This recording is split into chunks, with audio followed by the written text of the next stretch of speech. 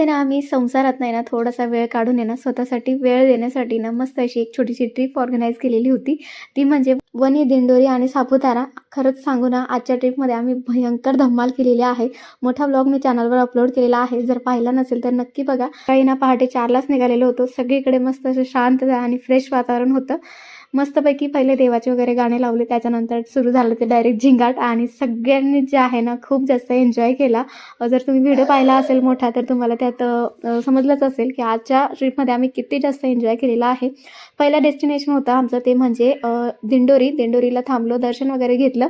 त्याच्यानंतर ना दुपारी जेवण वगैरे केले आणि डायरेक्टली आम्ही पोहोचलो सापुतारामध्ये. सापुतारा मी फर्स्ट टाइम गेलेली होती आणि खरंच खूप सुंदर वातावरण आहे. मिनी काश्मीरसुद्धा म्हटलं जातं असं मी ऐकलेलं आहे याला. इथे सुद्धा आम्ही ना भरपूर सारे फोटोज वगैरे क्लिक केले, भरपूर सारा एन्जॉय केला. त्याच्यानंतर आम्ही निघालो होतो डायरेक्टली वणीगड जाण्यासाठी. वणीगडाचं दृश्य खरं सांगू तर खूप